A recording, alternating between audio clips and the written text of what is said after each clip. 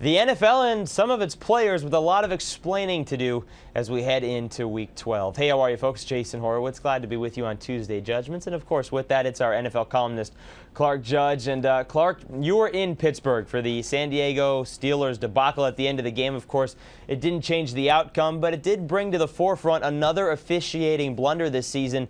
It's a big problem, and what is the NFL going to do to address that? Well, I think they're going to start getting more involved here. I mean, it started the second week of the year with the Ed Hockley situation in Denver, and Mike Pereira this week said, we probably need to get in touch with these guys on the field if there's a communications gaffe or if there's a blown call. And I think that's necessary. Someone's got to buzz these guys on the field if something's wrong. I think that's going to happen, and I think it'll happen before the year is over.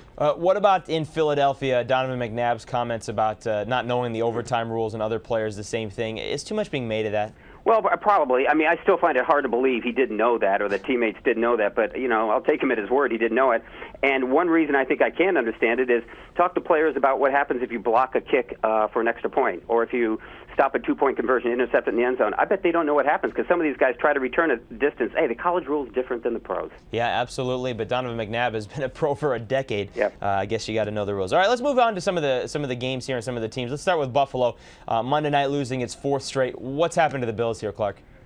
Turning the ball over too much and getting too conservative on offense. I didn't understand at the end. Trent Edwards is not having a good night. He's throwing the ball sideways. He's not going down the field. But then at the end, he stepped into a throw. He got them down the field, and they're set up at the 30-yard line. I thought they needed to get about 10 yards closer, and they ran 3 straight times. I didn't understand that. I thought it was conservative. I thought it was really timid coaching. There was no guarantee that guy was going to hit a 47-yarder, especially the winds that way.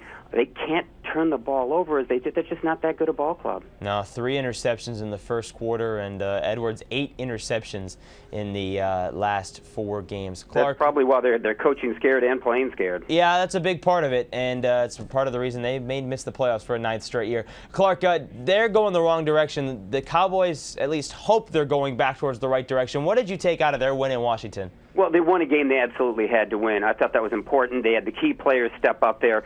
Tony Romo actually made some plays. Terrence Newman, I thought, was huge for them. That's a real big victory for them because had they lost that, quite honestly, Jason, I don't think they would have made the playoffs. So they absolutely had to win a game. I don't care how they won it. They did it. Now they get a break in the schedule. I think their team you're going to have to consider in this playoff picture. What about with Washington and the last 2 games they've played, losing to Pittsburgh and now to Dallas? Yeah, the concern now for Washington is the offense. It's sputtering a little bit. It's not doing its job. Portis is banged up. Washington's going into the teeth of that division schedule. Yeah, they get those guys at home, but it's going to be brutal. They don't catch any break.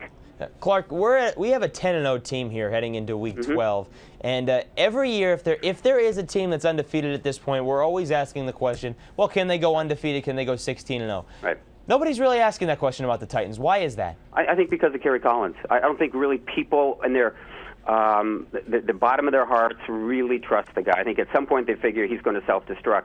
And these Titans haven't been blowing people out, Jason. I mean, it's not like the Patriots from a year ago. They were crushing people. They're coming from behind to win like they did last weekend.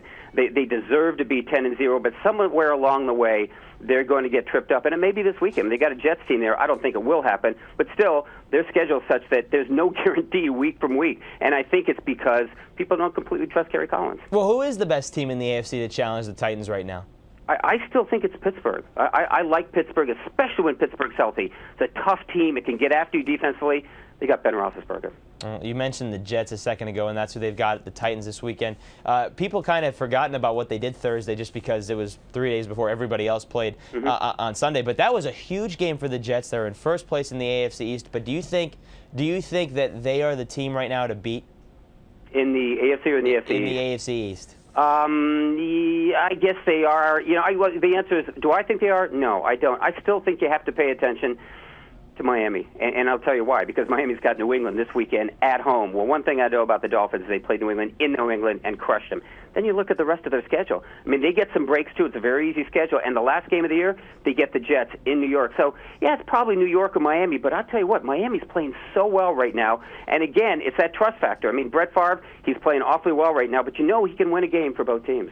Clark, we've been talking about winning teams, or at least teams that are trying to make the playoffs. Kansas City doesn't have a chance for that. But heading into the season, they thought Brody Croyle, they wanted to see what they had from him. They haven't had him on the field. Is Tyler Thigpen their answer moving forward, not just this year, but after this year? He could be, Jason. That's what the rest of this year is about. They need to find out. They're going to draft a quarterback, whether he pans out or not. They've got to draft another quarterback. I think what they know is Brody Crowell is not the answer. That's the one thing they do know.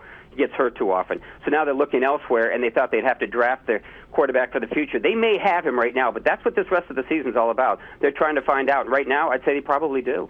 All right, Clark Judge, thank you very much. We'll see you throughout the rest of the week. Look forward to it, Jason. All right, folks, that's Tuesday Judgments here on CBSSports.com, but be sure to read everything else that Clark is writing on the website. For Clark Judge, I'm Jason Horowitz. Take care, folks.